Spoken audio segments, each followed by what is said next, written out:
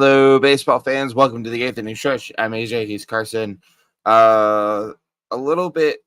Today's episode is going to be a little bit different than what we normally do. A little bit, but for good reason.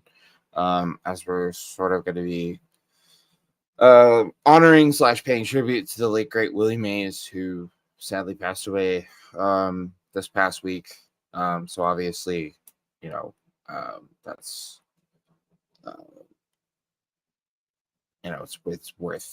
It's more than worth our time to sort of look back and reflect at his career and his legacy and all that good stuff. So if you're watching or listening to this and you're going, what are these guys doing? That's it's a little different. So but yeah, you can catch us live every Sunday or thereabouts on YouTube, Twitter, and on demand anytime at linktree/eighth inning stretch. Don't forget to follow us at 8th Inning Pod on Twitter. And for more, including our thrice weekly newsletter /blog, Two Strike Count, which you can subscribe to for free and get it right to your inbox. And our original documentary series, The Book of Baseball, head to 8thinningpod.com and help us continue making the best indie baseball content this side of home plate by supporting the show using the QR code on your screen or at 8thinningpod.com/donate. And if you are watching / listening to this on YouTube, don't forget to like, subscribe, and turn on notifications. So we'll get to Willie Mays here in a second, Carson. But first, however, we have our poll results as we do. Oh, and yes, you're not imagining things, everybody. We are back to our quote unquote normal time for the live stream. So as we've been doing a little bit later lately for various reasons. But anyways, poll results. Carson, we asked our fans which team is the National League team to beat.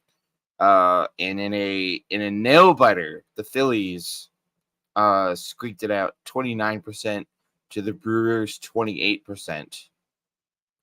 Yeah, how about the Brewers? I mean, I will be the first to say I very much underestimated the Milwaukee Brewers and how good they were going to be without Corbin Burns. They have seemingly gone on a mission to prove me wrong, so that's been fun.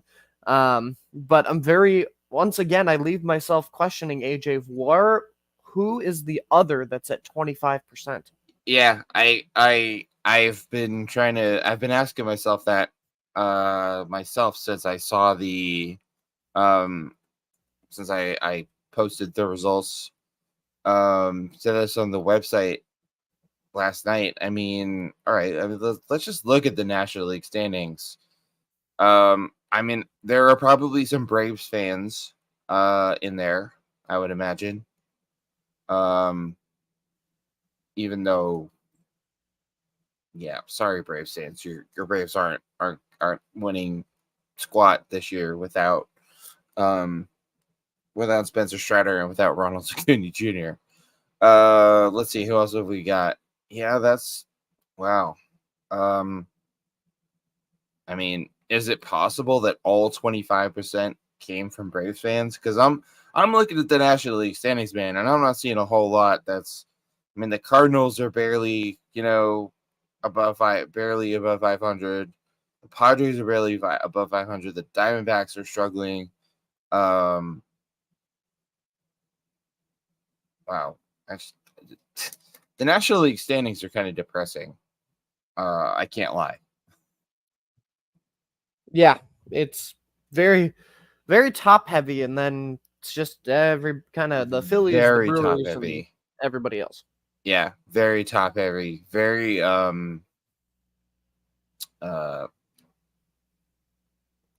bit mediocre, actually. Wow, yeah, that's kind of.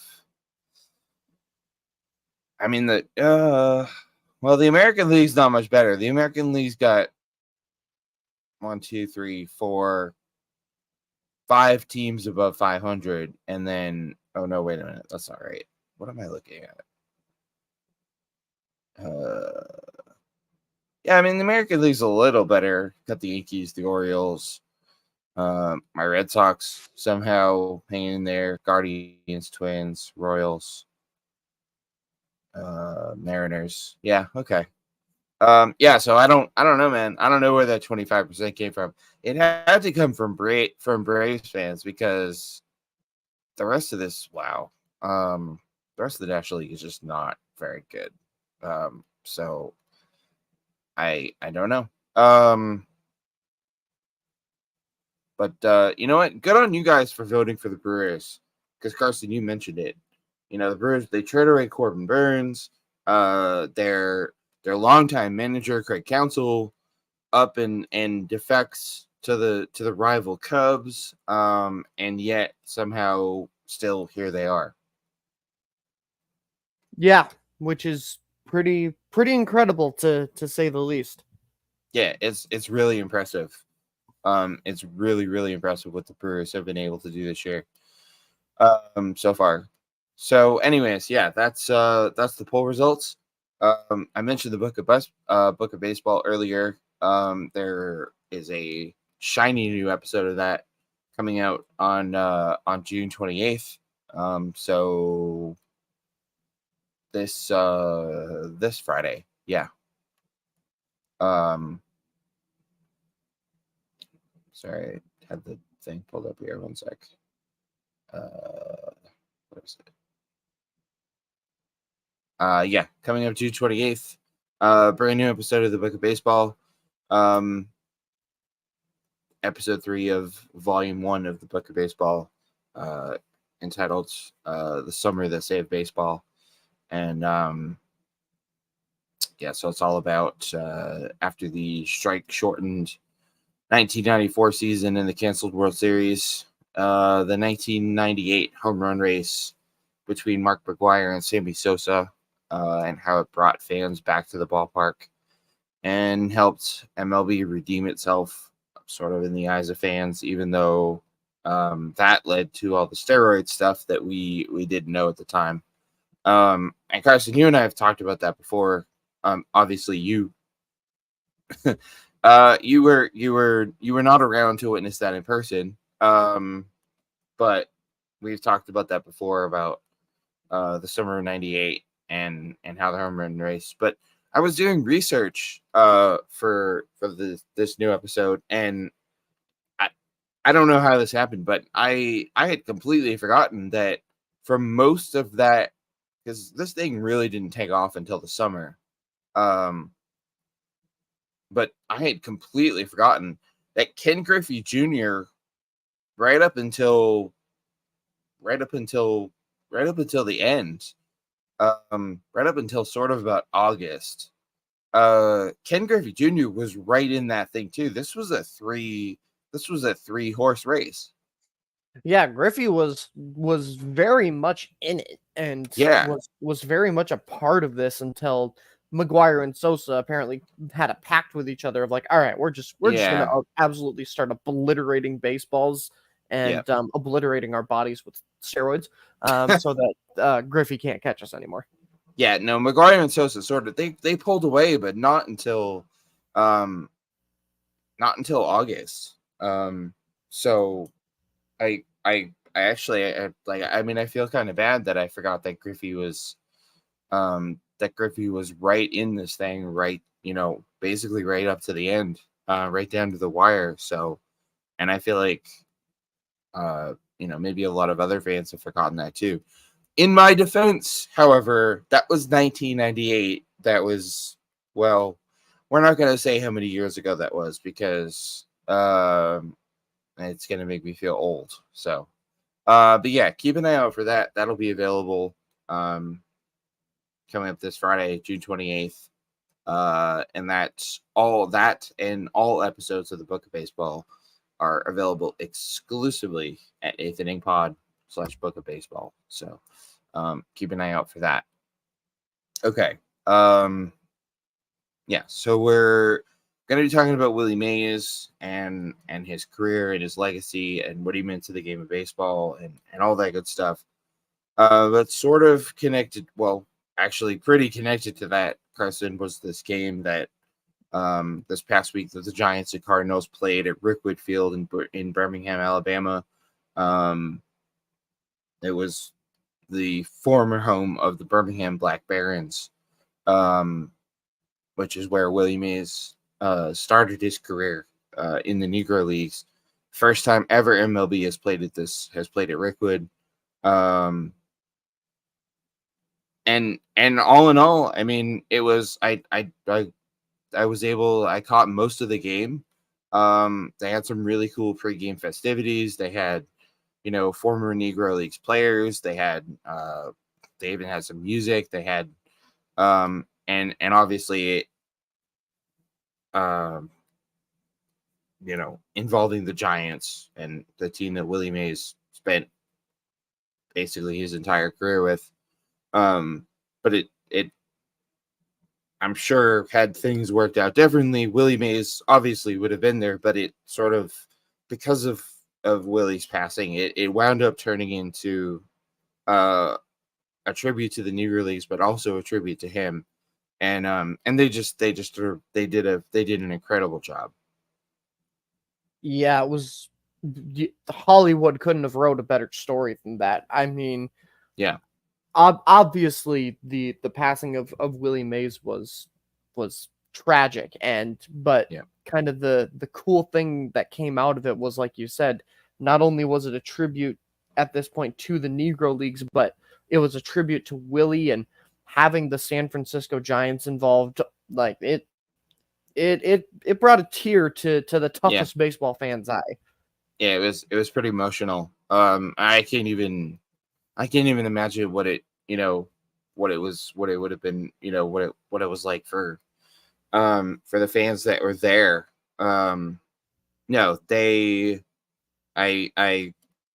we pick on MLB, we pick on Rob Manfred and whatever, but for once they got it right.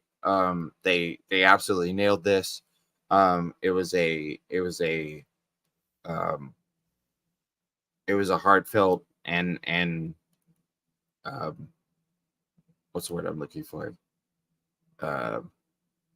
It was a heartfelt tribute to Willie Mays, and you just knew watching it that that Willie was smiling down. One,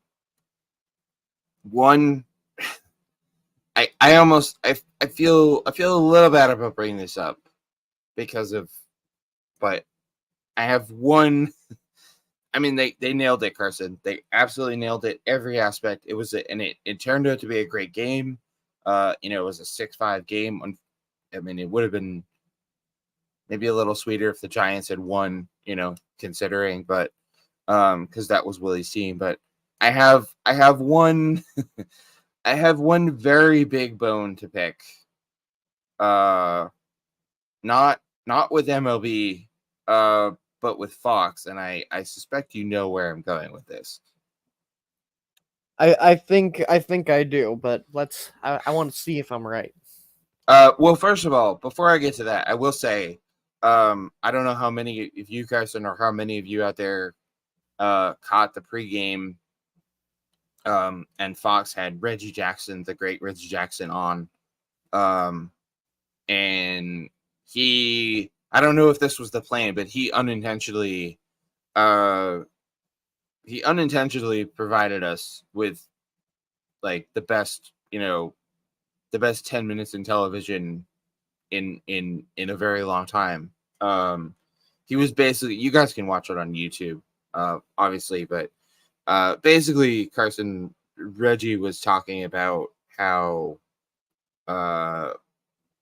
he was talking about the history of racism in baseball, and the racism that he experienced as a player, and how that basically how not a whole lot changed from the time of Willie Mays and playing in the Negro, and all the players that played in the Negro Leagues to his time, and how we're still not quite there in terms of equality. And it was I don't know if that was the plan, if that's what he was planned to talk about, but wow, really, really powerful stuff.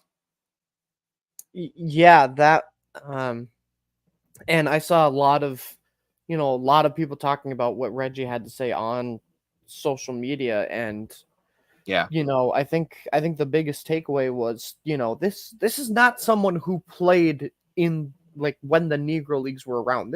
No. This is Mr. October. This is Reggie Jackson, who played in like the 70s and 80s.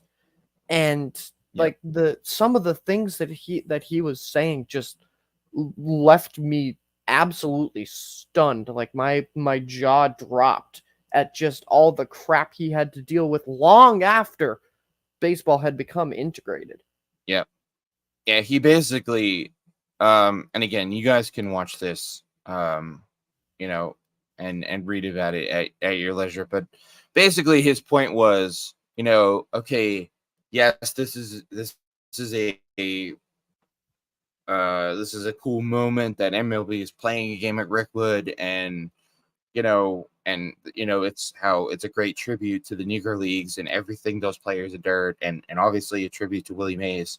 But he was basically making the point that this isn't some sort of like, kumbaya moment.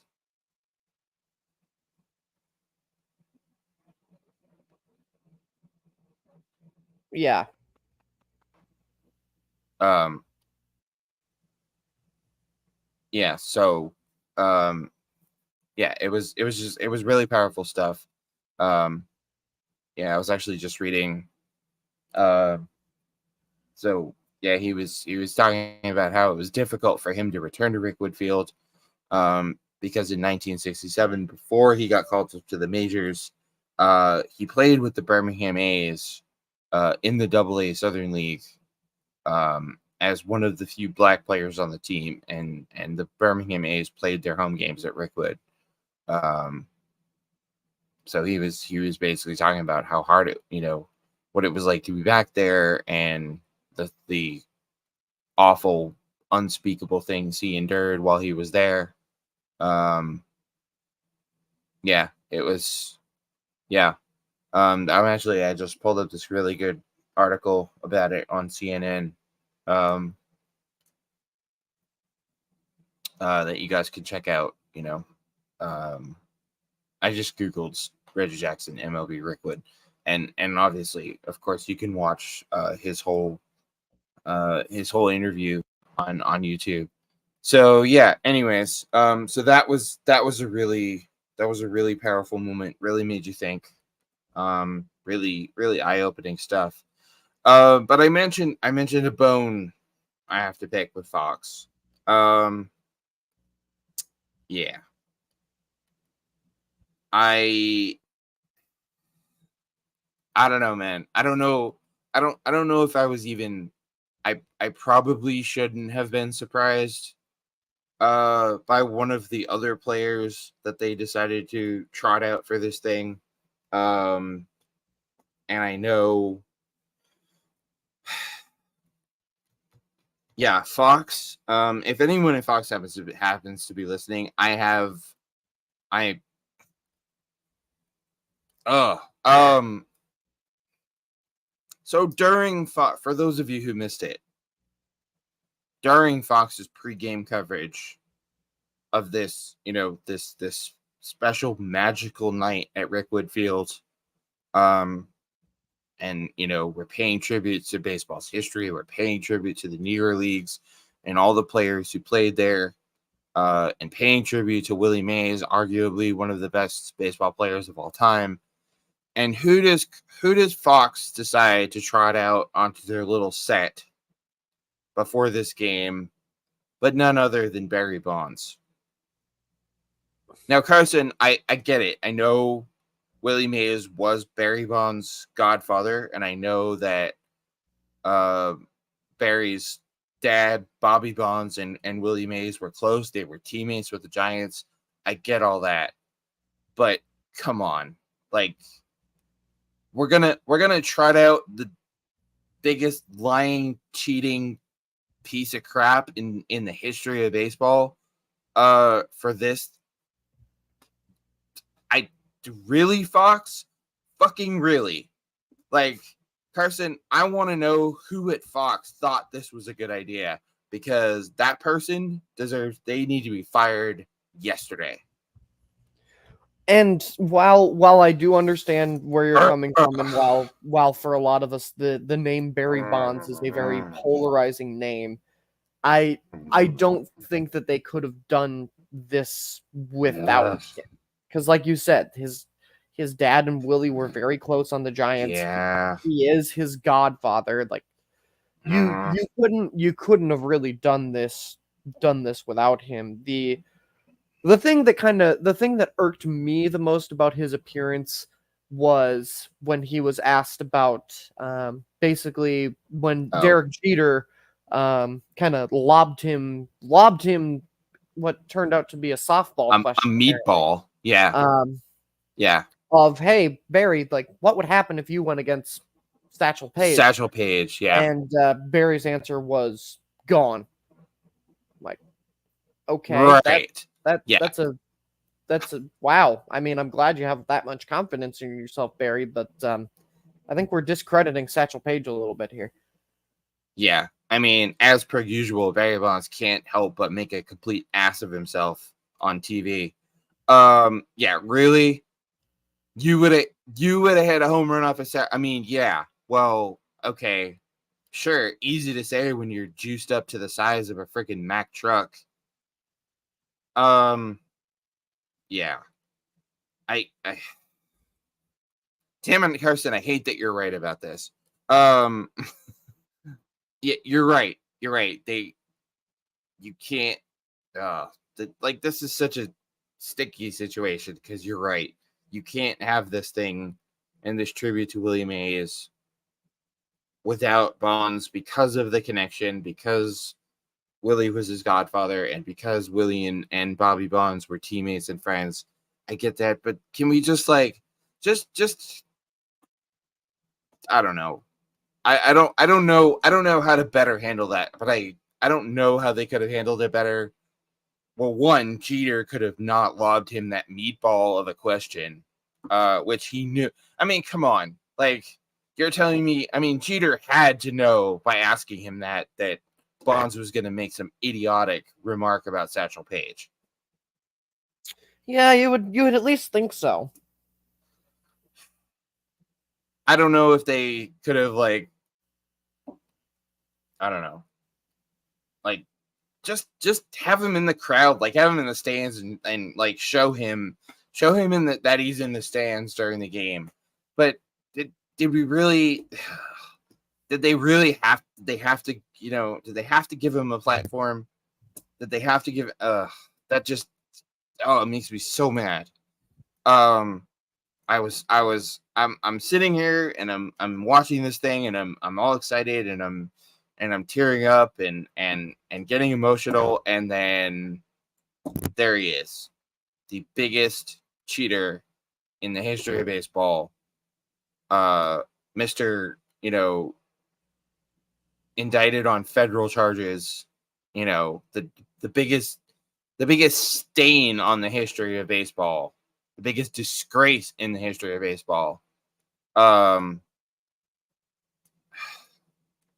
But yes, ladies and gentlemen, Carson's right. Unfortunately, you couldn't do this thing without him because of the connection to Willie Mays.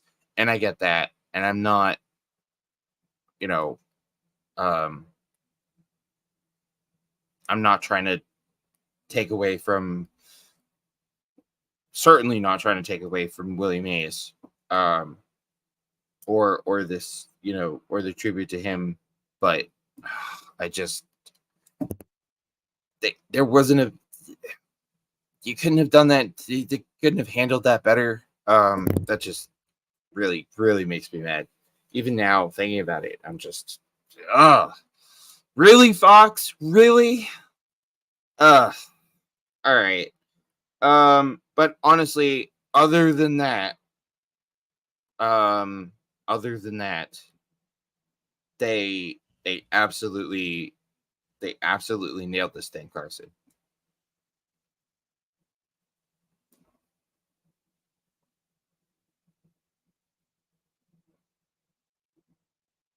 Carson, you there?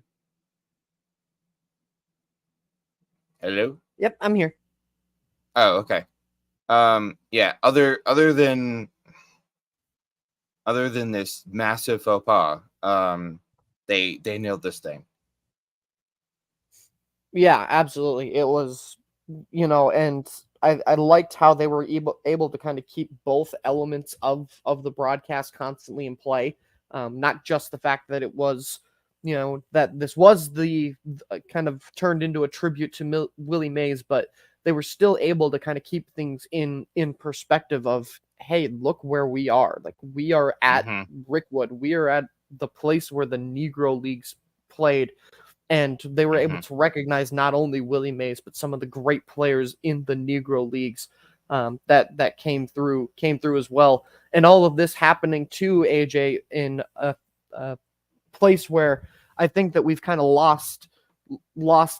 already kind of got lost in the shuffle, that the Negro League stats have officially been added into Yep. Major League Baseball history. So all Yep. of this kind of stuff coming together at this moment is so cool. Yeah. No, it really is. Um, yeah. I mean, incorporating the Negro League stats into the Major League Baseball record books, um, that was obviously, that was a huge move and long overdue. Um, yeah. No, I really like what MLB has tried to do. They've finally, after all these years, uh sort of snapped out of it and realized, oh, hey, like the Negro Leagues and all the players that played there, and all the managers and everybody involved in the Negro Leagues, it's fine. It's time to give them their due, even though, they finally realized that that they should have been doing this all along. Yeah, and also in during the game in the broadcast booth, Fox had Bob Kendrick, who is the president of the Negro Leagues Museum, um, which is in Kansas City. Had him in the booth, and I thought was really cool is, I mean, they talked about, um Bob Kendrick talked about Carson. He talked about obviously the big name players, the ones everybody knows, the Willie Mays, Satchel Paige, and all the legends, all the household names that we know, that played in the Negro Leagues and played in Major League Baseball, but also, talked a lot about, told some really great, some really, heartfelt stories about players that most of us have never heard of before, who only played in the Negro Leagues. They never got a chance to play in Major League Baseball. Yeah, and again, like you said, like this was just another part of this that Fox absolutely nailed, was Yes, they did. because, at the end of the day, you can obviously, there are players that everybody's going to recognize who went from the Negro Leagues to the majors, but telling the true story of the Negro Leagues is telling the stories of everyone, not just those who were fortunate enough to make it to Major League Baseball, to get out of the Negro Leagues, but the ones who stayed, the ones who played their entire playing careers in the Negro Leagues, the ones who, like you said, most of us had never even heard those names until they Nope. were mentioned on the broadcast. That is how you tell the entire story of the Negro Leagues, and they did a fantastic job. Yeah, they crushed it. Um, yeah, I'd encourage everyone to check out the website for the Negro League Museum, which, like I said, is in Kansas City. I mean, it's essentially from what I've seen, it's essentially you know um, almost like a Hall of Fame type deal for the Negro Leagues. Actually, I got to think, I was like, well, Kansas City's not far. Um, you know, it's not all that far from where I am. I think a trip to Kansas City to the Negro Leagues Museum might be in order one of these days. But yeah, no, they that was having Bob Kendrick in the booth and talking about all these players was a very cool moment. Because I mean the sad, the sort of sad truth is a lot of these guys, they played their whole careers in the Negro Leagues.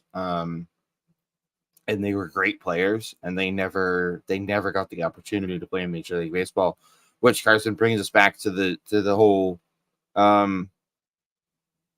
brings us back to Major League Baseball incorporating the Negro League stats into its record books. That having heard about all these players and all these stories that Bob Kendrick told, I think makes the fact that MLB did that even more important. As another way to get these players' stories told. Yeah, absolutely. Couldn't agree more. Yeah. So, so MLB at Rickwood, a huge success. Overall, one big thing I would have changed, but other than that, now I don't know about you, Carson, but I haven't heard. I don't know if MLB plans to make this, if this was like a one-off, because the Cardinals and Giants only played that one game there, and then, I guess what they did was they had an off day to travel to go to St. Louis to finish the series. Kind of wish they had played the whole series at Rickwood, but I get it. I don't know if there's any future plans for MLB to play at Rickwood, but sign me up for an annual MLB game at Rickwood. 100%. Yeah, absolutely. Yeah, I mean, I don't see why you wouldn't do that if you're Major League Baseball. Now that they've done this one time, and maybe have and obviously having the Giants play in this game was significant because of Willie Mays, and even more important because of his passing. But I mean, have other teams play there. And also one of my other favorite parts about this thing was the Cardinals and the Giants wearing I think the Cardinals were wearing, I think it was the St. Louis Stars, and the Giants were what? The San Francisco Seals, I believe. I'd have to look that up, but in any case, the Cardinals and Giants wore authentic Negro Leagues jerseys, and that honestly, that might have been my favorite part because, sure, having them play at Rickwood and all the festivities and tributes and everything that went on were great, but having them wear Negro Leagues jerseys is like, I mean, that's just the cherry on top. Yeah, absolutely, 100% agree. Just another way to pay tribute to the history of the Negro Leagues and and all the players, and really, really cool stuff. So obviously, neither one of us, Carson, neither one of us got the chance to see Willie Mays play, live or in person, because he played and retired well before either one of us were even around. But I just kind of wanted to talk about our sort of our thoughts, on Willie's career and on the legacy he leaves behind. Because to me, I mean, we can sit here and debate, the greatest baseball player of all time, and obviously there was a guy named Babe Ruth, who was pretty okay at baseball, but I mean, Willie Mays has to at the very least has to be in that conversation. No doubt about it. He should be in that conversation, and he deserves to be in that conversation. I mean, we'll get into his career Mm-hmm. accolades very shortly. Yeah. But I mean, when you talk about guys who not only, not only was he a great player on the field, but every single story that you will see, there couldn't have been a kinder person off of it also. Yep. And Jackie Robinson obviously gets a lot of credit for breaking the color barrier, as he should. But Willie Mays, I think, also deserves some slice of that pie. Yeah. No, absolutely. I mean, sure. I mean, yeah. I mean, obviously, Jackie Robinson deserves a ton of credit um, for breaking the color barrier and enduring and going through everything he went through. Um, but yeah, I mean, the fact is though, Jackie Robinson opened the door, kicked the door down essentially, and paved the way for all the black players that followed, and one of the most prominent one of those was Willie Mays. Yeah, absolutely. And Willie took that and literally and metaphorically ran with it. Yes, he did.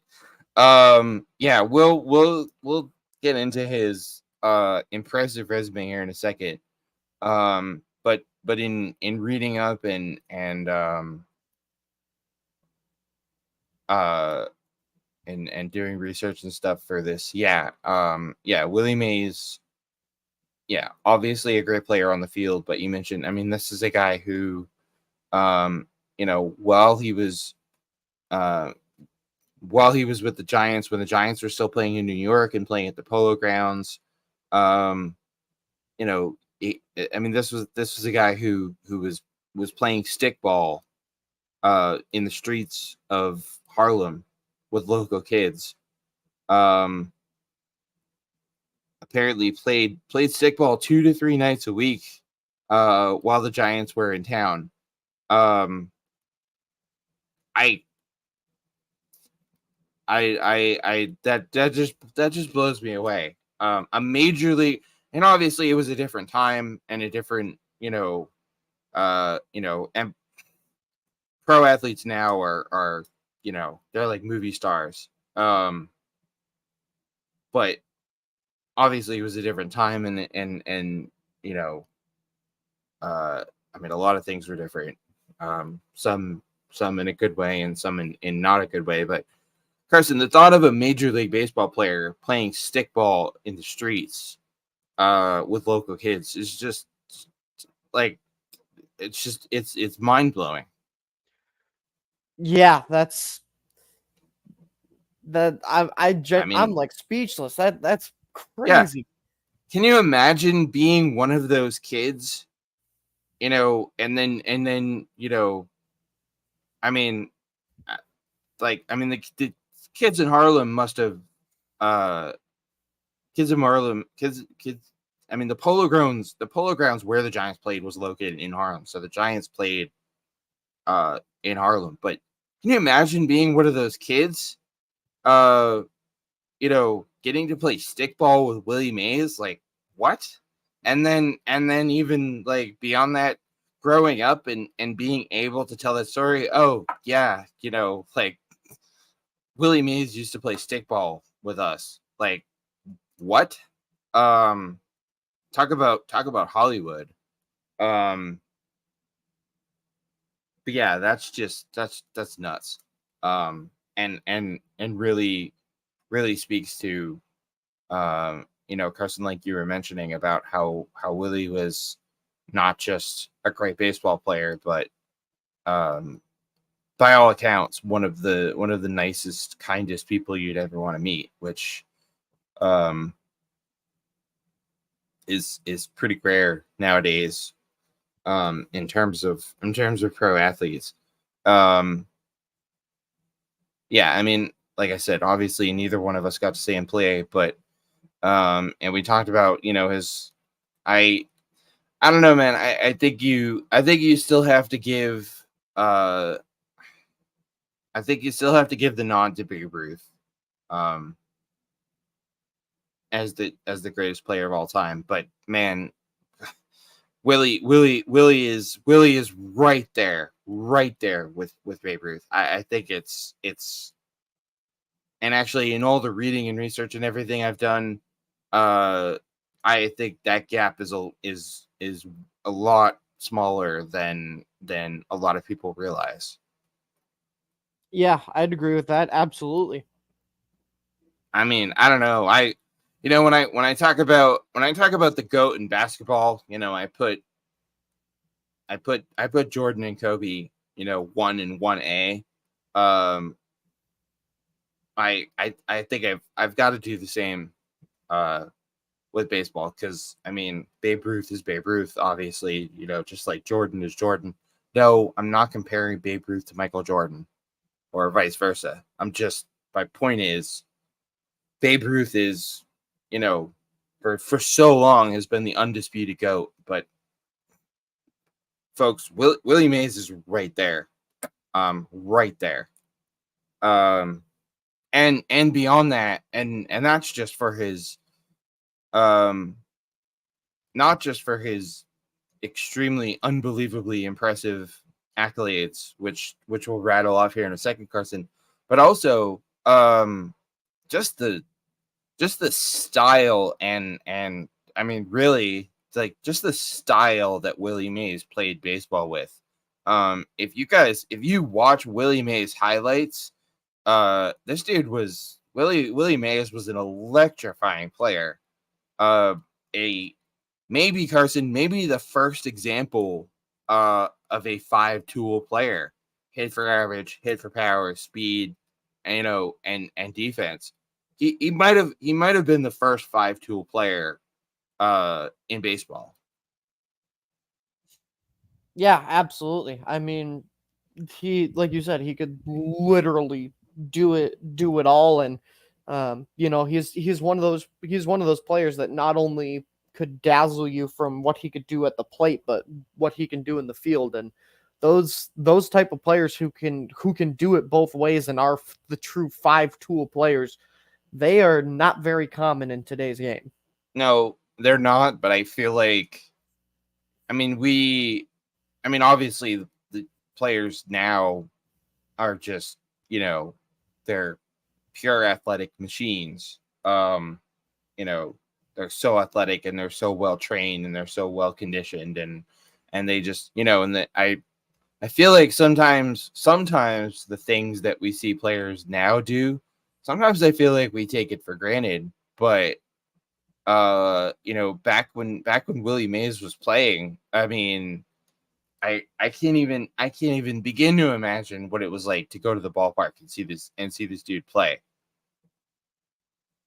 Yeah, it's absolutely crazy. I mean, imagine you're sitting at the Polo Grounds in in 1950 whatever, and here's this player who, oh, by the way, is one of, probably one of few black players on the team, because sure, the color barrier had been broken by that point, but it still wasn't, it still wasn't all that common yet, unfortunately.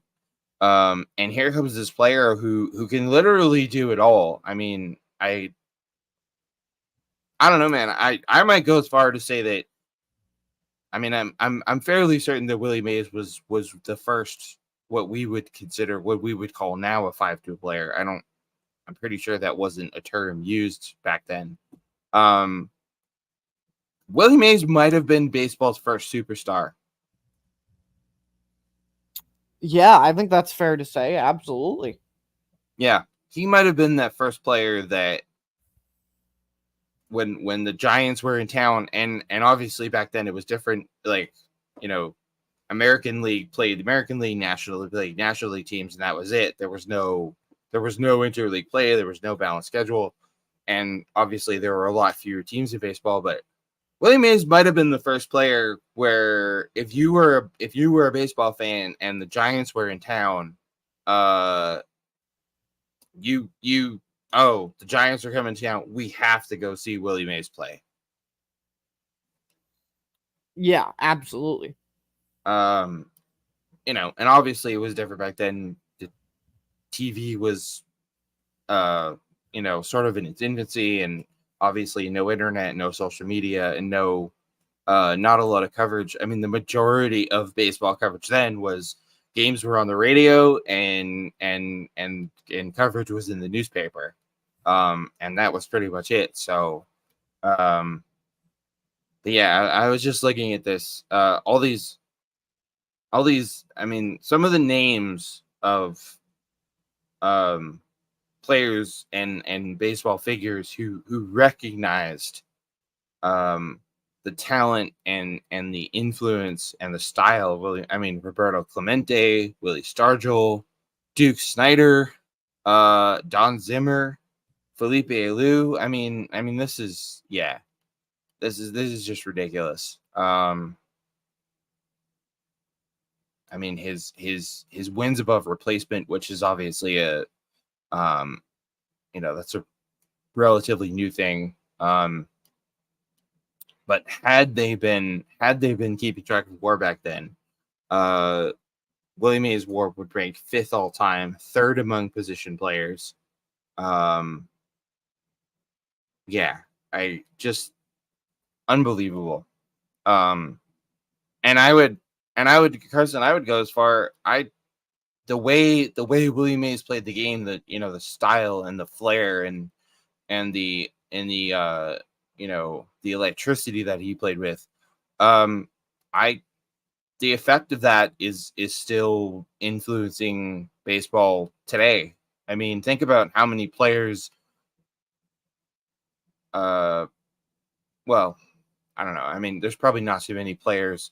Well, I don't know. I mean, there may be some modern players who, they obviously didn't grow up watching Willie Mays, but uh but think about all the players who grew up watching Willie Mays, who emulated his, or tried to at least emulate his play style.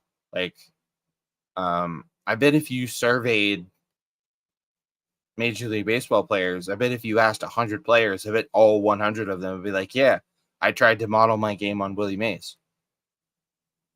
Yeah, absolutely. No doubt about it. I mean, he's one of those players where if you're a kid watching baseball, there's no way you didn't want to emulate your game after him. Yeah, I mean, he's in the same conversation in that aspect with, 90s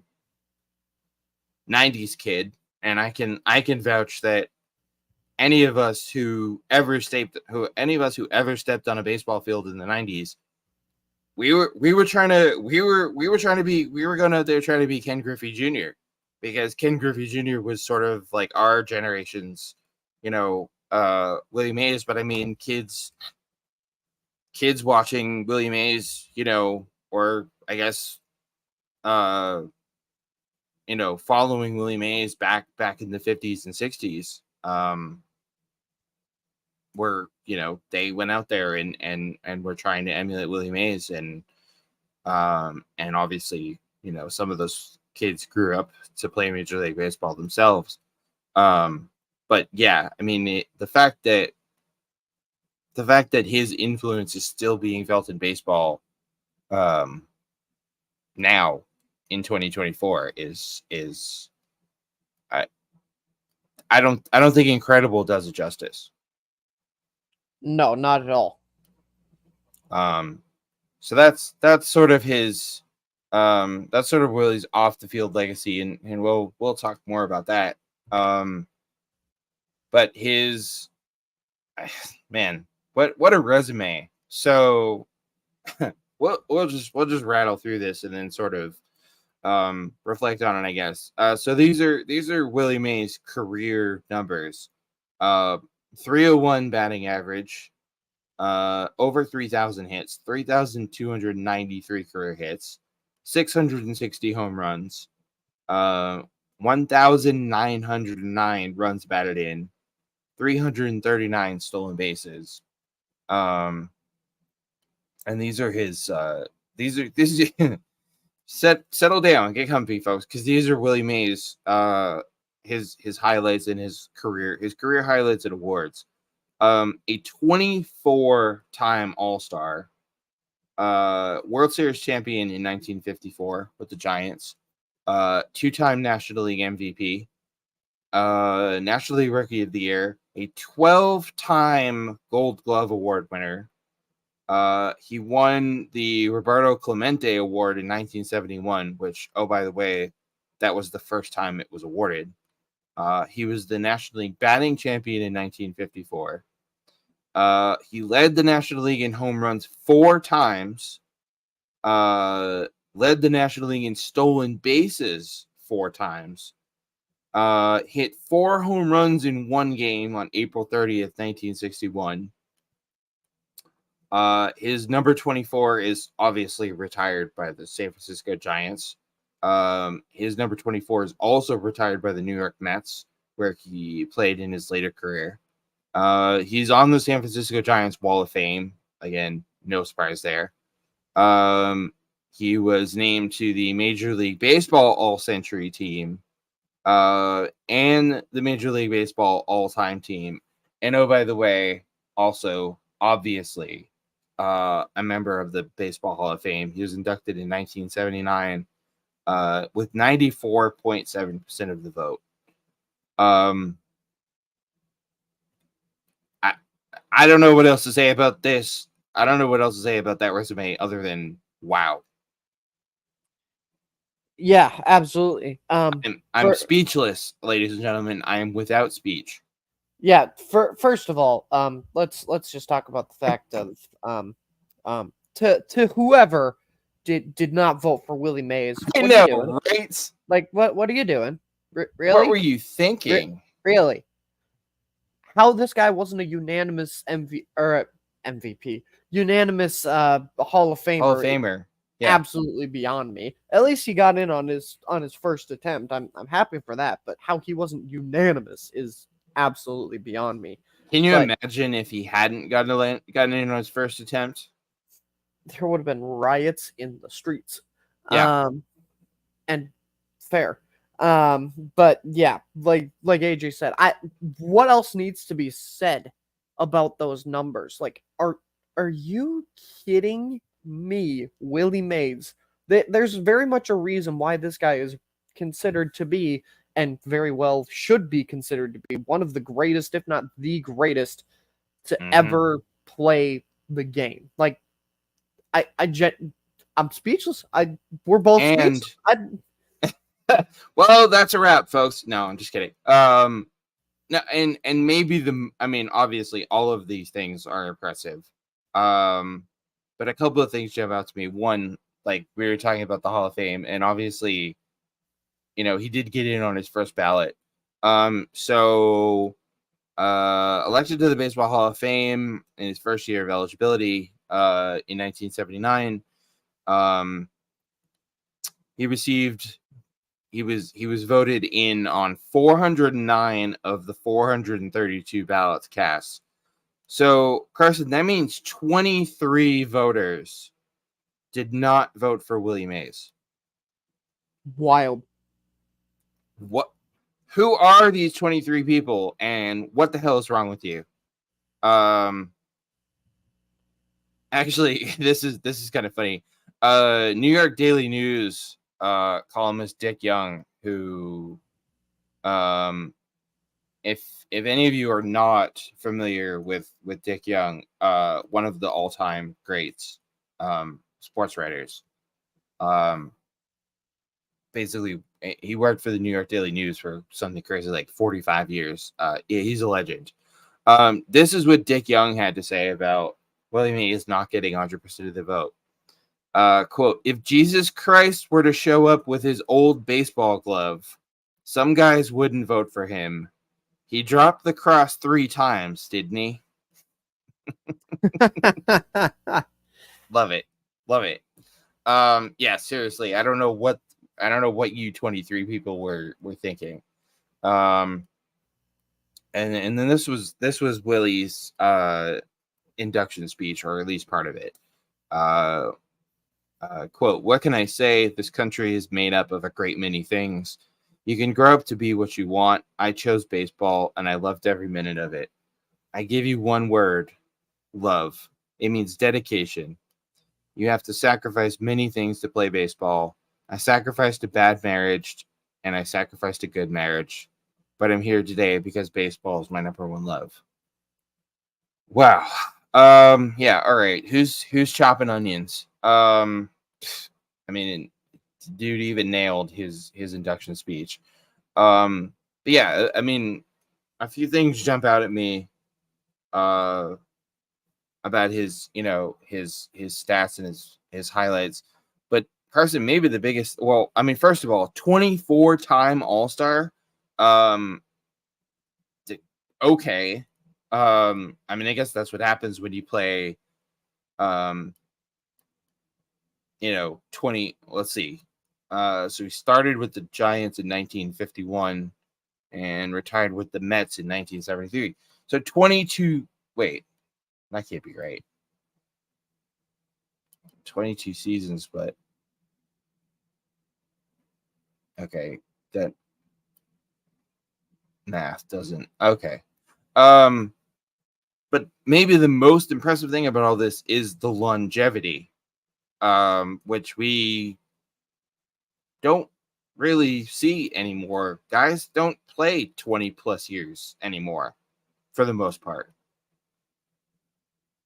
Yeah, no, they do not for the most, and for the most part, you see a pretty rapid decline Yeah. in their skills. But Father Time tried to serve Willie Mays a knuckleball, and he hit that thing out of the park. I mean, 24 times All-Star. That's staggering. Um, Two-time MVP, 12-time Gold Glover. I mean, we've been talking about his place in sort of in the pantheon of, greatest players of all time. 12-time Gold Glover for me, that seals it as the best center fielder of all time. Yeah, And I don't think it's. I mean, sure, there have been some other great center fielders, but 12 Gold Gloves is. I mean, all of this is ridiculous. Um, yeah, led the National League in home run 4 times, led it in stolen bases 4 times. Kind of like we said, basically the first example of a 5-tool player. And maybe his most famous moment is the catch he made in the World Series.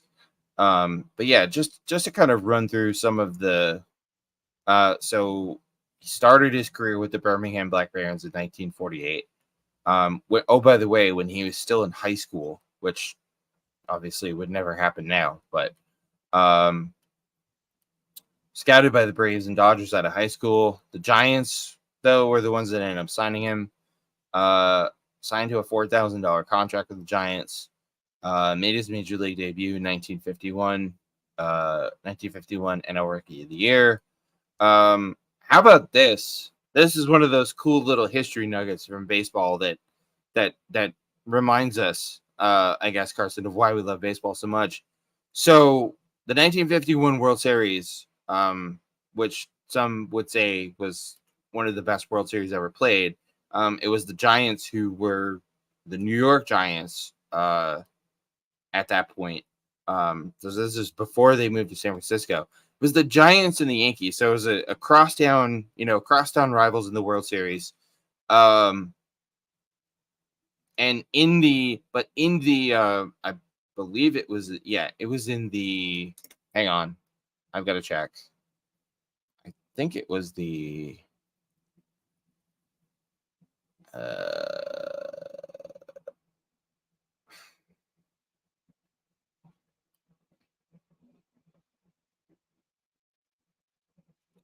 yes. So the 1951 World Series, Yankees and Giants, which must have been just pure insanity back then. Now if that happened, we'd be like, oh yeah, okay, that's cool. But back then that must have been just that must have been insanity in New York City. But before the Giants faced the Yankees in the World Series, they had to beat another New York team, the Brooklyn Dodgers, for the 1951 National League pennant, which was clinched by the Giants' Bobby Thompson, the shot heard around the world, his dramatic walk-off home run. But Willie Mays, Carson, Willie Mays was in the on-deck circle. He was on deck when Bobby Thompson hit that famous home run. I mean, talk about having a front row seat to history. Yeah, no kidding. That's not many better spots than that. Like, here's Willie Mays in the on-deck circle, getting ready to bat, and then, Bobby Thompson comes up, hits this home run, hits the walk-off home run. The Giants win everyone knows the famous call, the Giants win the pennant, Giants win the pennant. Everyone knows that. But, like, Willie Mays came that close to, maybe that being his moment. And then, unfortunately, the Giants went on to lose to the Yankees in the World Series. And another cool history nugget, when the Giants faced the Yankees in the 51 World Series, Carson, Willie Mays got to play against his idol, Joe DiMaggio. Yeah, which is, man, is that cool. Man, I mean, all these names, man. Let's just real quick. Let's pull up the 1951 World Series, because usually they list, Hall of Famers who participated in the 1951 World Series. Wow. For the Yankees, Casey Stengel, Yogi Berra, Joe DiMaggio, Mickey Mantle, Phil Rizzuto, and for the Giants, Leo DeRocher, the famous manager, and of course Willie Mays. I'm pretty sure there's these Berra, DiMaggio, Mantle,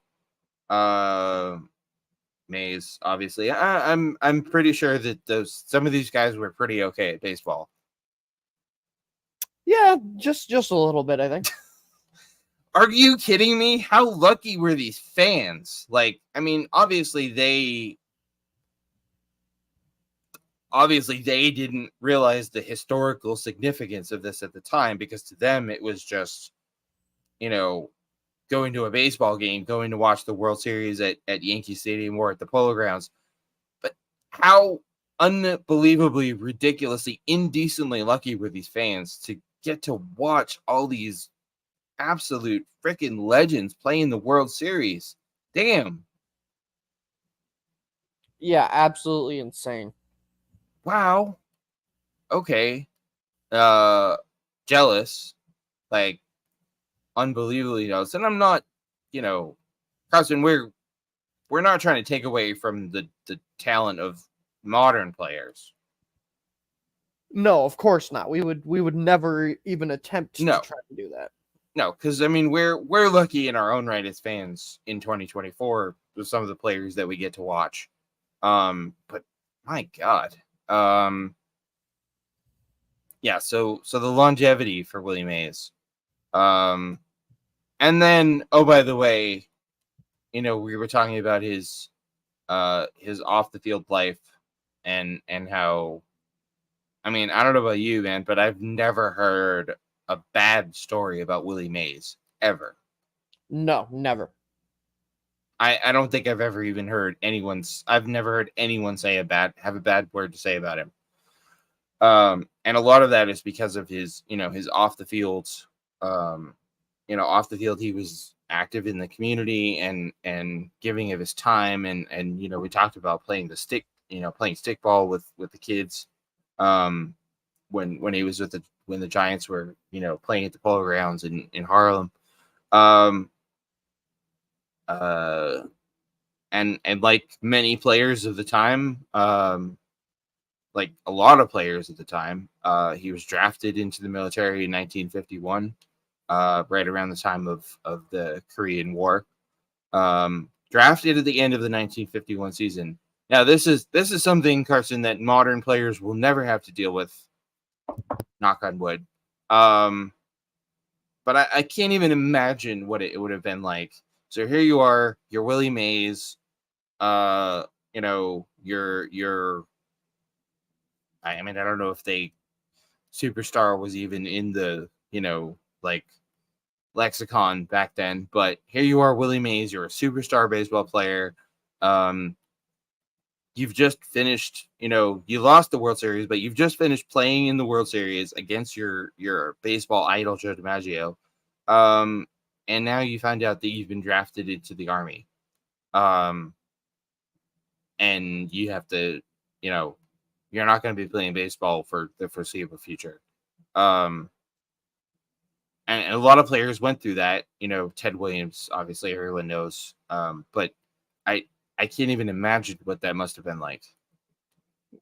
Yeah, can't even imagine whatsoever the absolute just whiplash between those two things happening. Yeah.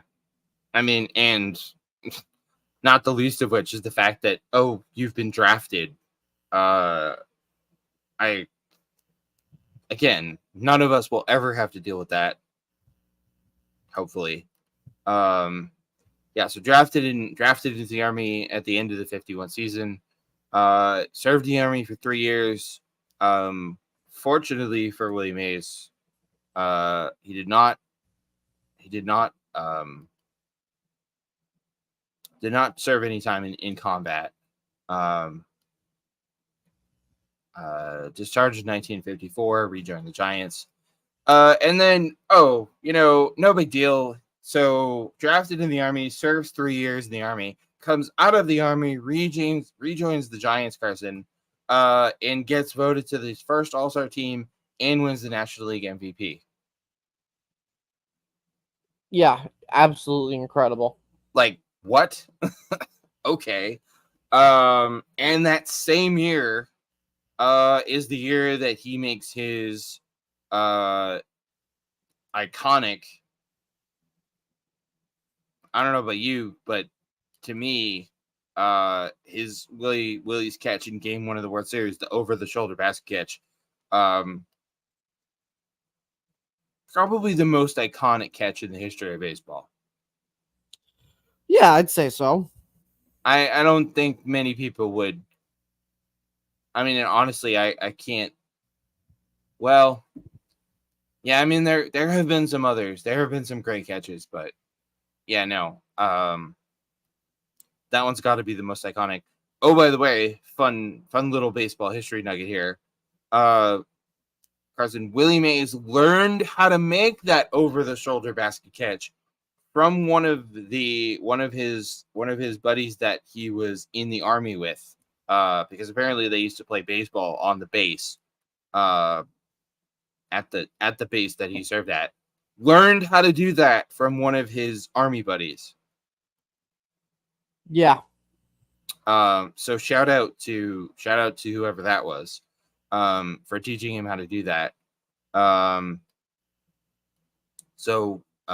Makes the catch in Game 1 of the 54 World Series. The Giants went on to sweep the then Cleveland Indians. That was their last championship before they moved to San Francisco.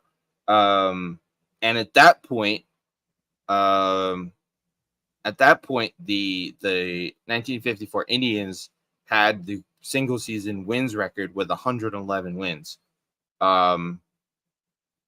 Again, no internet, no social media, pretty limited coverage in terms of baseball at the time, Carson. But imagine for a moment that a team wins 111 games now, and then gets swept in the World Series. The internet would lose its mind. Yeah. If social media had existed, Willie Mays would be trending just about every single minute of every day. Yeah, right. No kidding. I can see it now. Hashtag the catch. The internet would lose its mind, and Carson, you and I, we would lose our minds if a 111 win team got swept in the World Series. I mean, it was bad enough for the 2001 Mariners, He won 116 games and then lost to the Yankees, but even that wasn't a sweep. Wow. Yeah, so the Giants moved to San Francisco in 1957. And in 1959, Willie Mays became the highest paid player in baseball when he signed a $75,000 contract with the Giants. Now it's obviously, players are signing contracts worth millions and millions of dollars, Carson, but $75,000 in 1959. That was, I don't know what the exchange, what the conversion rate or exchange rate or whatever you call it was, but $75,000 in 1959 was that was a lot of money. Oh, 100%. Yeah. I don't know what that would translate to in today's money, but it was all everybody out there needs to know is that's a good amount of money. I mean, Willie Mays must have felt like a millionaire. Oh, 100%.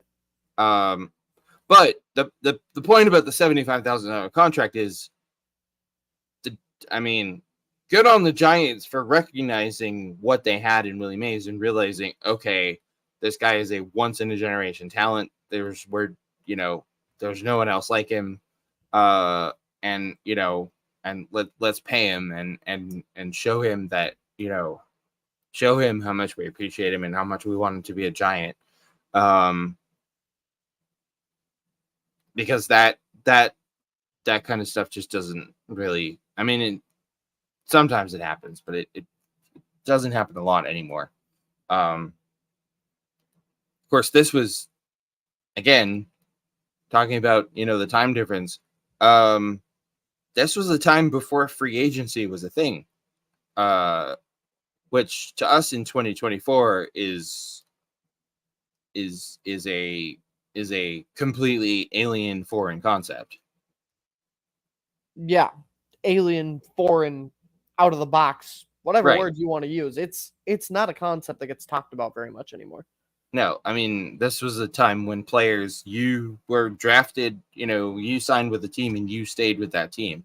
I'm sure players were traded, but free agency wasn't a thing yet, folks.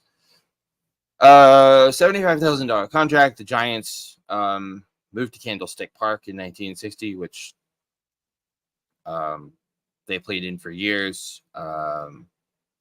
Obviously, Candlestick Park, one of the iconic stadiums of all time in sports.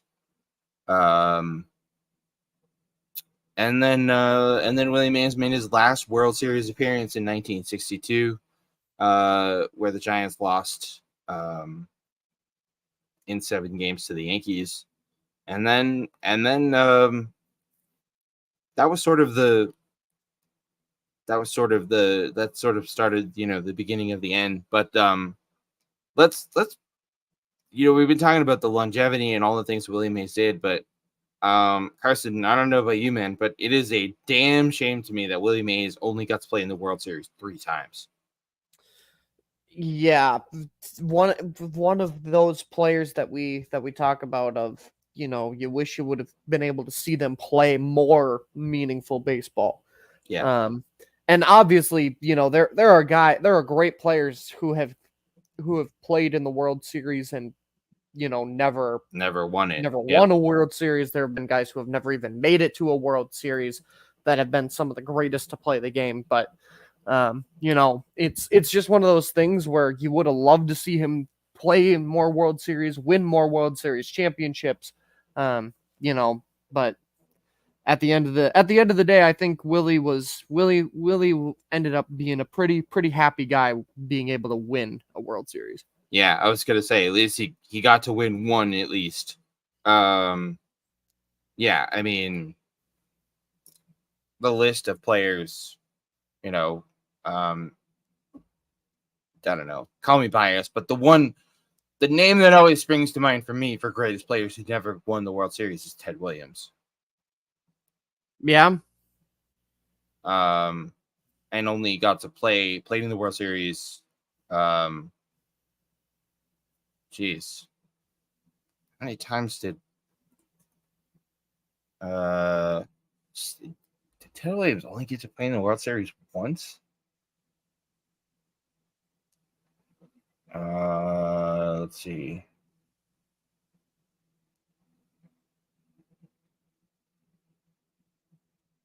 When did he retire? Yeah, Ted Williams only got to play in the World Series once. Wow, that's just and that was in 1946.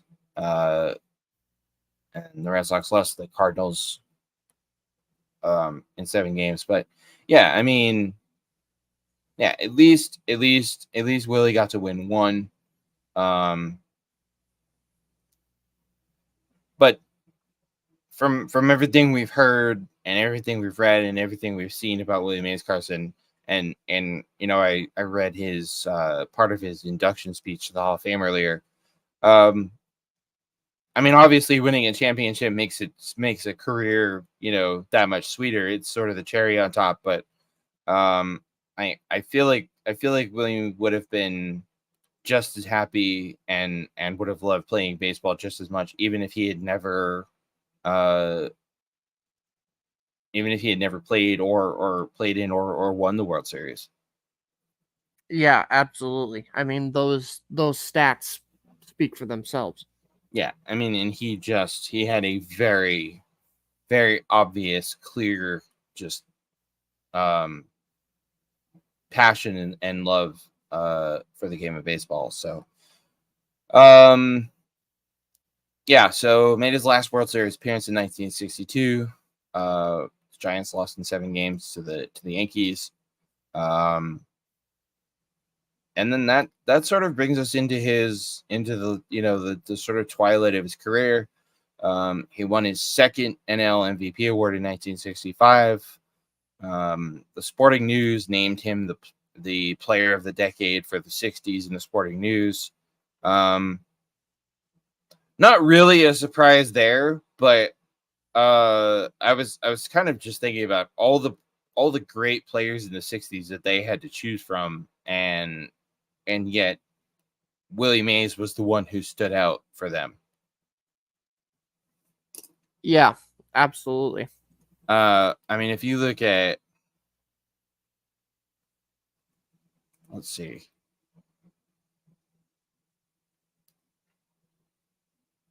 Yeah, I mean, if you look at, these are just some of the players who played in the 60s. I mean, Willie Mays, obviously, Sandy Koufax, Hank Aaron, Frank Robinson, Bob Gibson, Carl Yastrzemski, Juan Marichal, Don Drysdale, Harmon Killebrew, Willie McCovey. I mean, this list is ridiculous. Orlando Cepeda, Mickey Mantle, Roberto Clemente. Wow, this list reads like a who's who. But my point is, Carson, out of all these, I mean, let's just say it, legends who played during that decade, whoever the, you know, voters or panel or whatever, the Sporting News, they looked at all those players and they picked Willie Mays out of all of them. That's pretty damn impressive. Yeah, I mean, to have Wow. to compete with the likes of some of those guys and to still get named player of the decade, incredible. Yeah. And then in 1971 won the first ever Roberto Clemente Award for community service, although at the time it wasn't referred to the Roberto Clemente Award yet. They called it something else, which, Carson, I didn't know the award existed. The award existed before. The award already existed when Roberto Clemente tragically died in the plane crash. And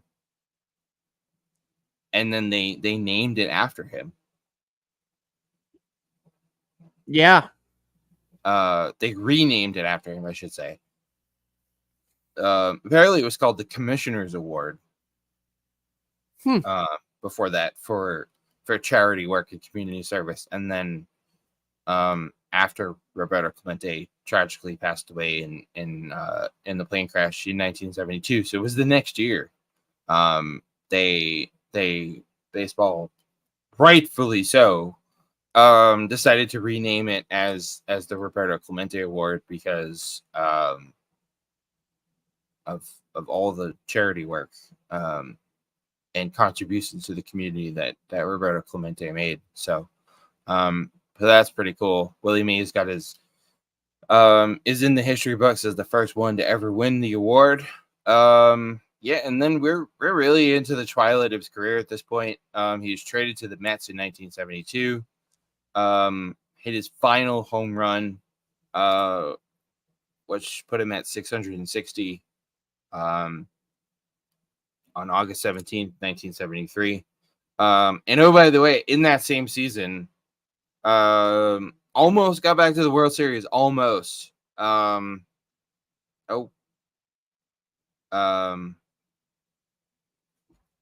Wait a minute.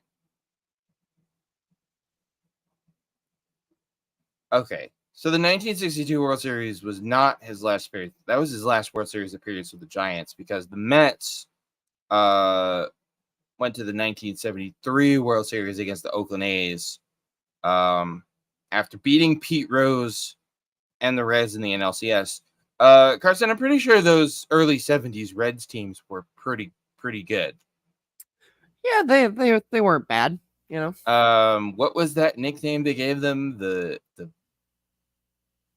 what was it? The Big Red Machine, right? Wasn't that the something like that? Something like that. Yeah. With Johnny Bench, and Pete Rose, and Joe Morgan, and my God, what was the manager's name? Oh my God, I can't remember. My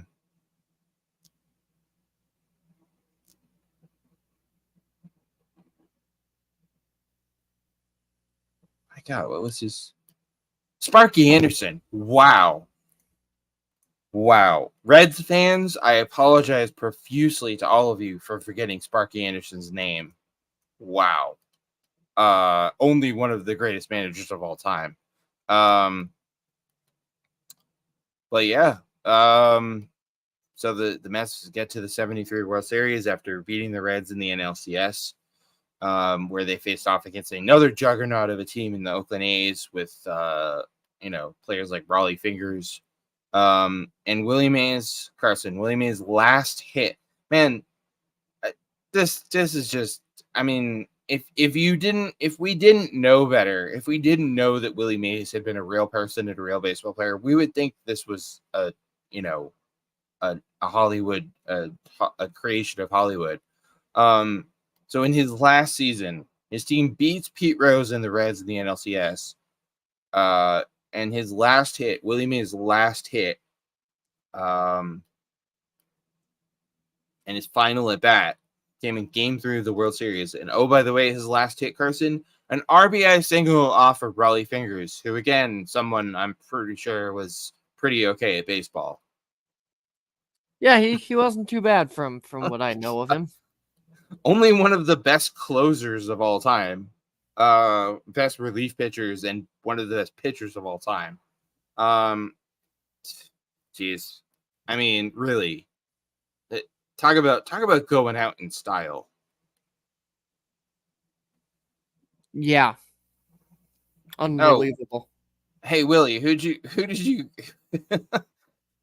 get your last hit against? Oh, no big deal. I just hit an RBI single off Raleigh Fingers in the World Series. No big fuss. Wow. Unbelievably ridiculous. And then we talked about elected to Cooperstown in 1979. In his first year of eligibility, we talked about that with the votes and the 23 knuckleheads who somehow looked at their ballot and thought, yeah, no, I'm not going to vote for this Mays guy. And then post-playing career, served as a hitting instructor with the Mets, and later a special assistant to the general manager with the Giants. His number 24, like we mentioned, is obviously retired by the Giants, and Carson was just retired just a couple years ago by the Mets, right? Or last year? I think so, yeah. I've got it here somewhere. Number 24 retired by the New York Mets in 2022. Okay, so a couple of years ago. That's a really cool story. We'll get to that in a second. How his number came to be retired by the Mets. And as if he hadn't left enough of a mark and a great enough legacy on baseball. Willie Carson also helped muster public support for the Giants to build what would initially be Pacific Ballpark, which is now, what is it now? Oracle Park, I think. Mm-hmm. Yeah, but helped generate support, helped muster public support for the Giants to build a new stadium when they decided to leave Candlestick Park, because he hadn't done enough for baseball. Yeah, no kidding. Hadn't done enough for baseball. Hadn't done enough for the Giants. Yeah.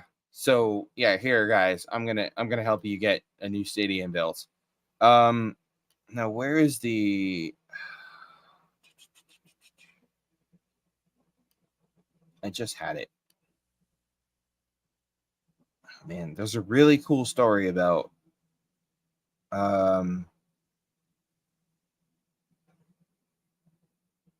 why the Mets, how it came to be that the Mets retired Willie's number.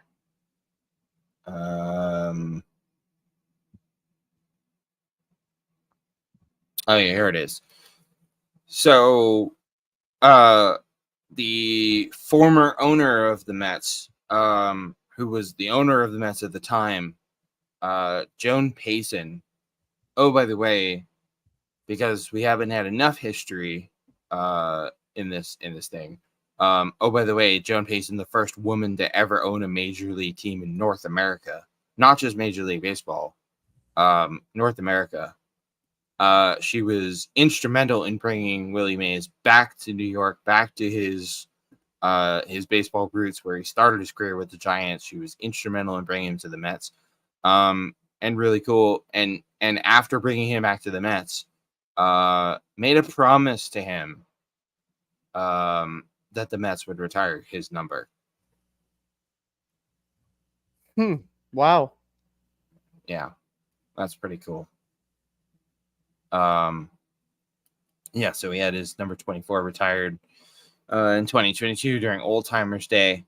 And I mean, really, like, when you think about it, how could the Mets not retire his number, even though, sure, he only spent the last few years of his career there. But I mean, how could you not?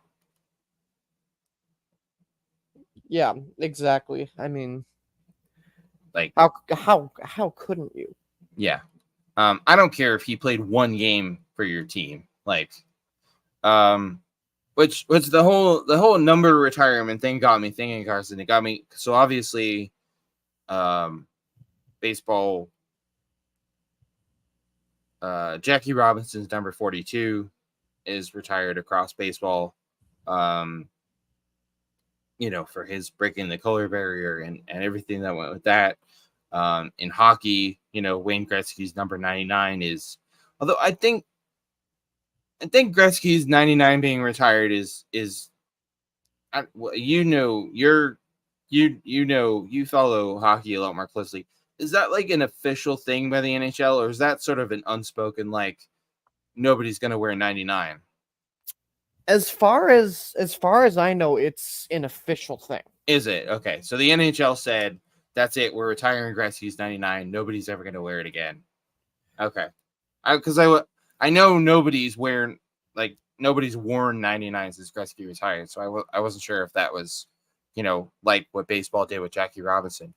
And I mean, if you ask me, Michael Jordan's number 23 should be retired across the NBA, but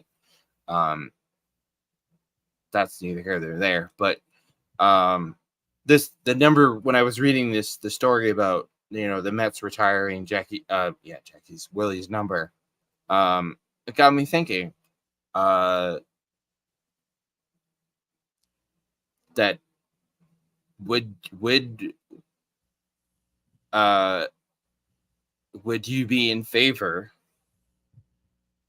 of, because of all he accomplished and his legacy and the influence he left on baseball, and the cultural impact, which we haven't even gotten to the cultural stuff yet, but how do you feel about baseball, retiring Willie Mays' number 24 the way they retired Jackie Robinson's 42? Because I got to be honest, I hadn't really thought about it before, but I'm thinking about it now. Yeah, I'd be fine with that. I mean, I don't know if they would actually do it. But I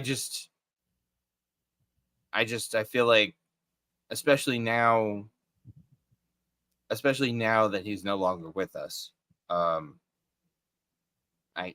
can't think of a better tribute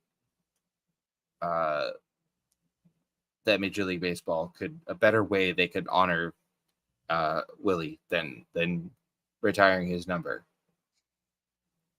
Yeah. It's kind of sad. It's kind of unfortunate that somebody passing away that's a lot of times that's what it takes, for them to be recognized and honored. But yeah, I don't know. It's just all this reading and research and stuff that I've been doing lately just got me thinking. And again, I don't know if baseball would actually do it, but I don't know, just something to think about.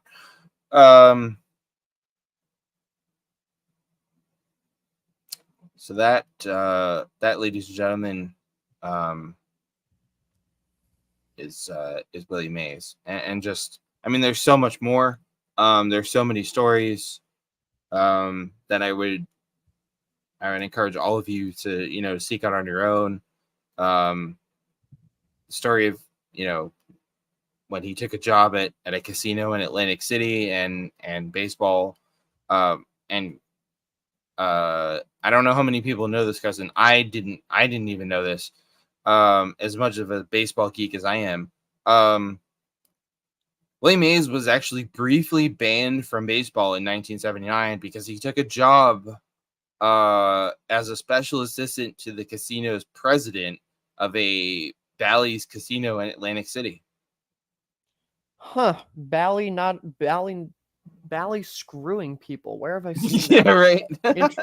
No kidding. But yeah, I mean, like you said, there's so much more about Willie Mays. Willie Mays was actually a fun little, speaking of things that we didn't really, didn't really know about Willie Mays. I was not aware of this until I heard it on the radio the other day. Willie Mays actually spent a little bit of time right here in Minneapolis, Minnesota, at the minor league affiliate of the Giants, the Minneapolis Millers, for a brief spell before getting called up.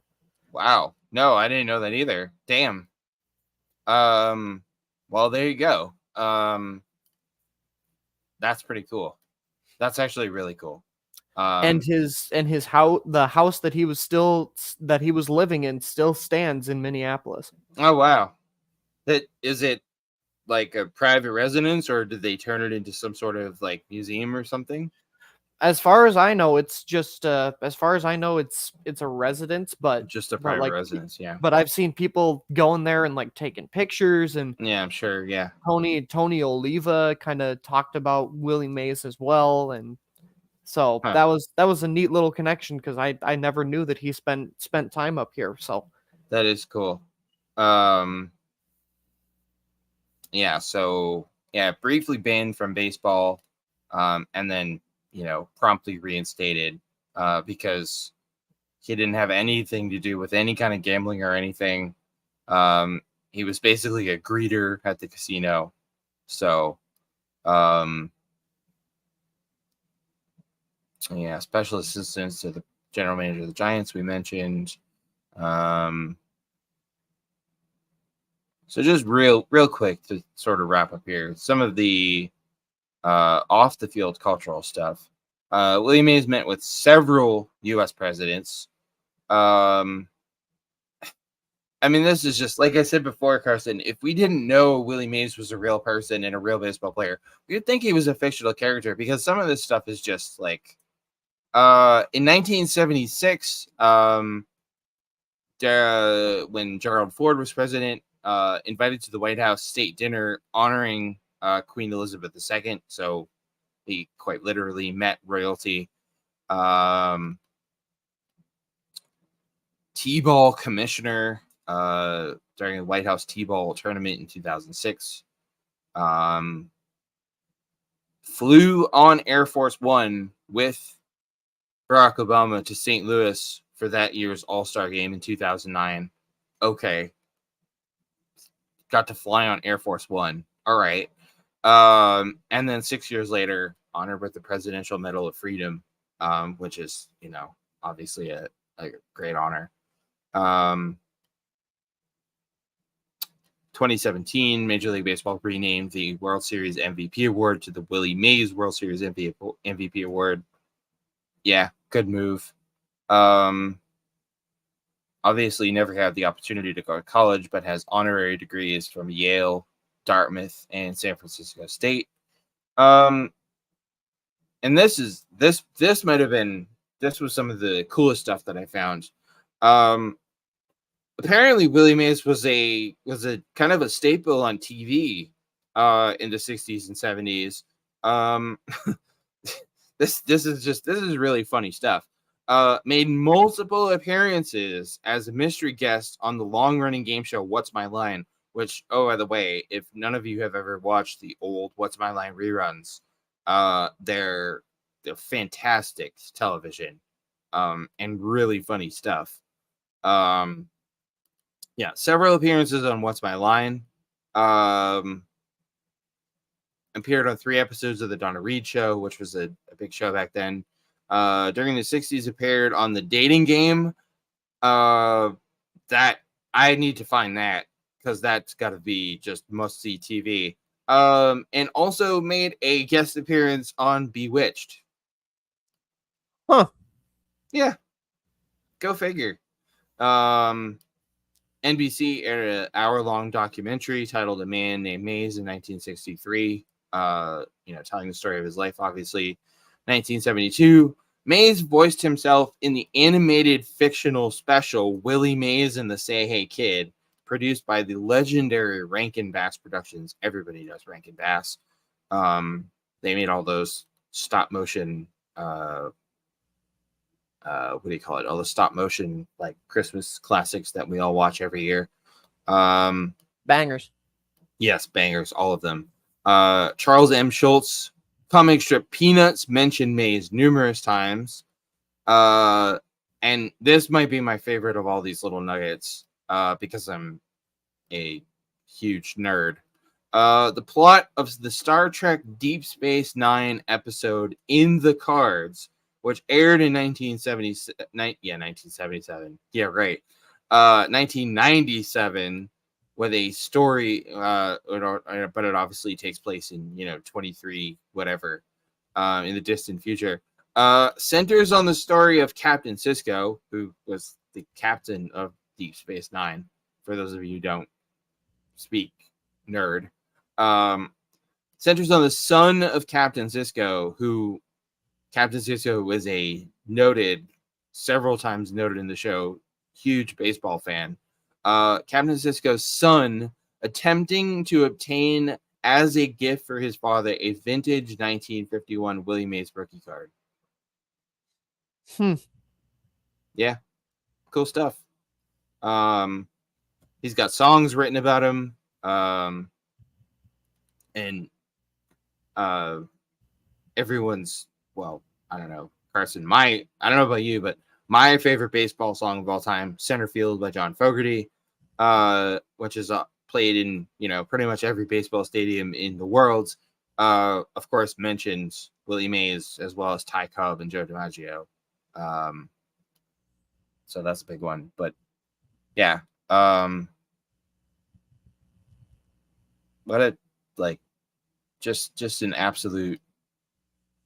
incredible life, an incredible career. I mean, an incredible career, but beyond that, even more so.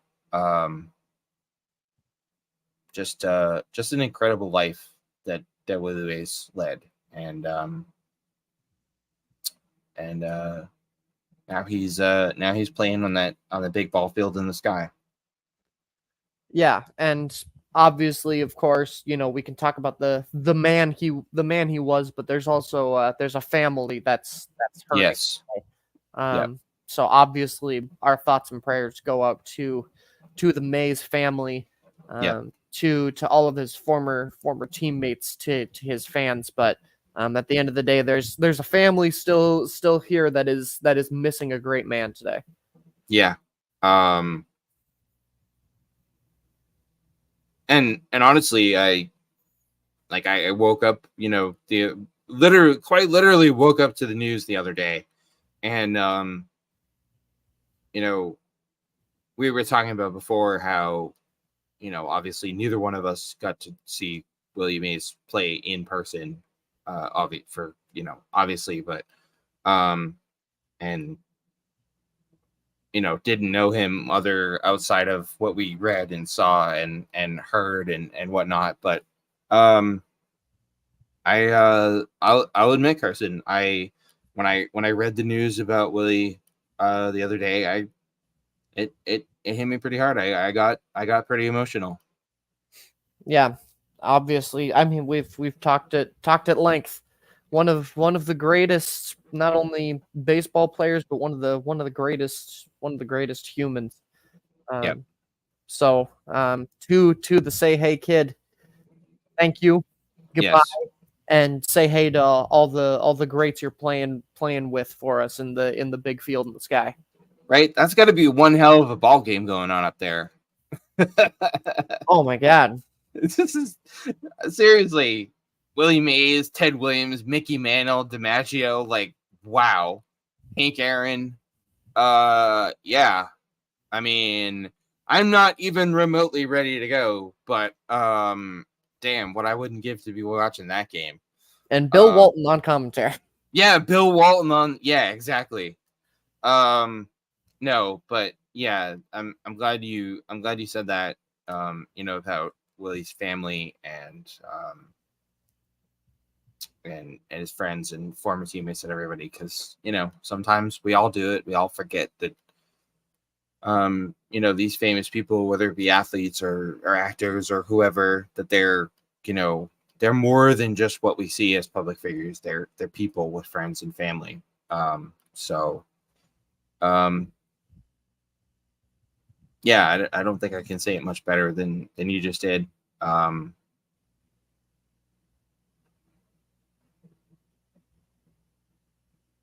but the and we talked about it. We talked about all his stats and his accomplishments on the field, and all he did for the community off the field.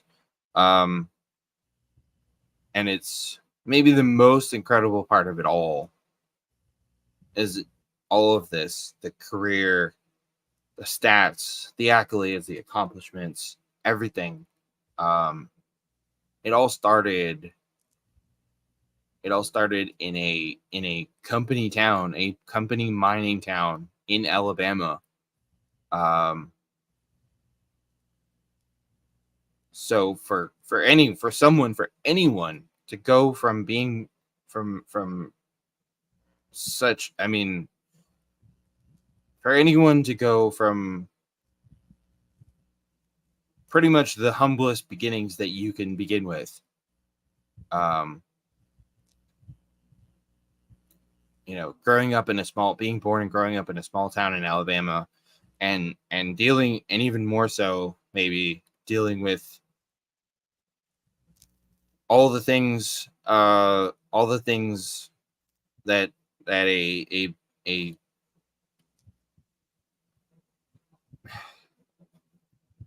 dealing with all the hatred and all the racism and all the derision and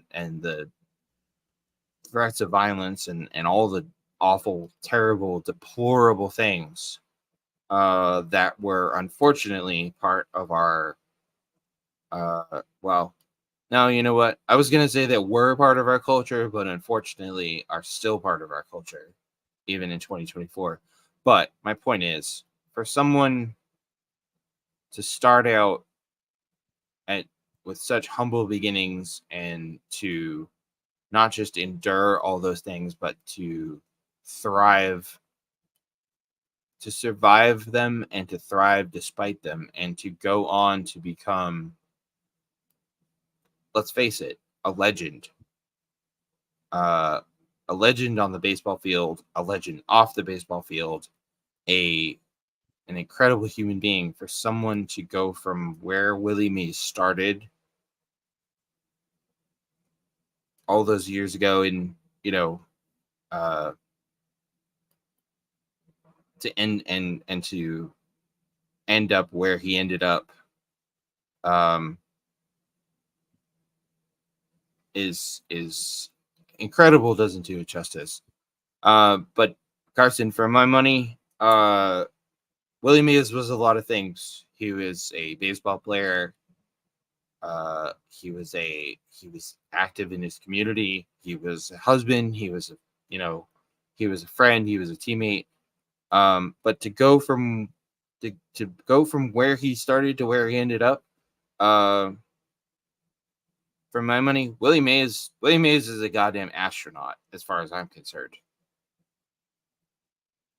Yeah, the one of those guys that will he's there's not a whole lot of people I feel like now that his legacy will not be soon forgotten or will live on, but Willie Mays is certainly one of them. Yeah, Absolutely. yeah, for sure. Um, but yeah, that's Willie Mays. Even though I mean we just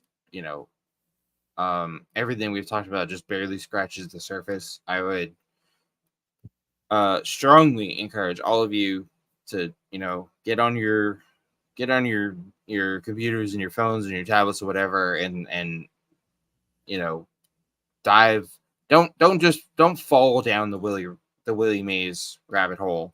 Dive down the Willie Mays rabbit hole. Um, read and watch everything you can about him and about his life. It's quite a story. Um, but yeah, that's Willie Mays, and yeah, we've lost we've sure we've lost a baseball player, um, but we've lost a great baseball player, but we've lost more than that. Um, we've lost a great we've lost a wonderful person and a wonderful human being. And But hey, that's that's the price of admission for this crazy ride. Um, we all have to get off this crazy ride at some point. We only get to ride it once. Um, and Carson, it's moments like this, and it's a and I don't really know how to explain it. I don't know why it works this way. Maybe it's just the way human beings work, but it always seems to be moments like this when we lose somebody, either somebody famous and somebody, you know, a public figure and a celebrity, let's face it, like Willie Mays, or somebody we know ourselves. Um, but it always seems like it's moments like this are the ones that sort of snap us back and remind us how lucky we are. Yeah, absolutely. Couldn't have said it better myself.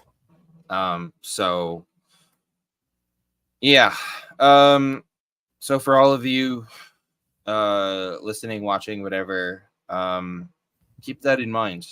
Um, and I know, everyone is fighting their own battle. Everyone deals with their own struggles. But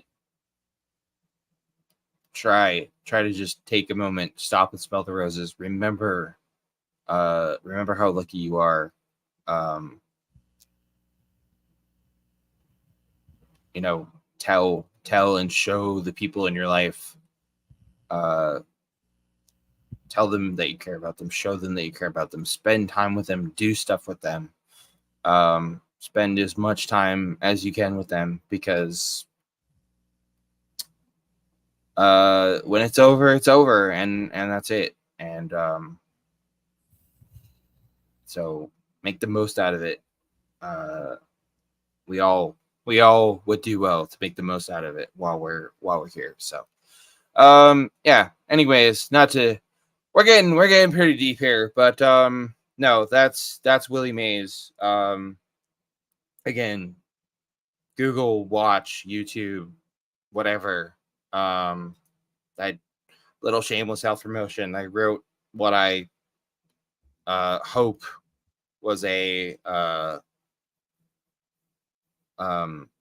piece for Two Strike Count that did justice to Willie and his memory. And obviously we hope that this episode has done the same. But we are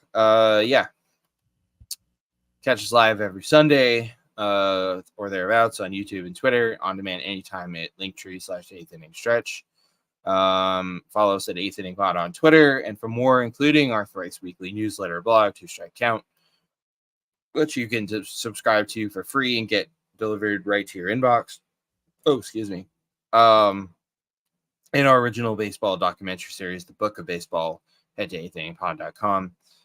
Help us continue making the best indie baseball content this side of home plate by supporting the show, either using the QR code on your screen or at 8inningpod.com/donate. And if you are watching/listening on YouTube, please don't forget to like, subscribe, and turn on notifications. Next week, Carson, we will be back to our regularly scheduled programming. We'll be back with our, all our usual stuff. The mailbag and buy or sell and all the stuff you guys enjoy. Don't forget to keep an eye out this Friday for a all new episode of the Book of Baseball, available exclusively at 8th Inning Pod /Book of Baseball. And I guess that's all we got for you. That's a wrap on on another episode, Carson, but a very a special episode for us. Yeah, absolutely, no doubt about it. We felt it was important to honor Willie, and Yep. hopefully you guys did too. Yeah, and hopefully we did justice. Hopefully we did right by the Say Hey Kid. That's all we got for you guys. Thank you, as always, so much for tuning in, for watching, listening to the live stream, for listening to the show on demand, for reading Two Strike Count, for subscribing, for watching Book of Baseball, all of it, all of the stuff you guys do to support us. We could do without you. We will be back with you next week. Same bat time, same bat channel, with a, like I said, back to our sort of regular format, whatever you want to call it. But in the meantime, please remember to take care of yourselves. And that includes not just your physical health, but your mental health too, because that is equally important. But take care of yourselves and take care of each other.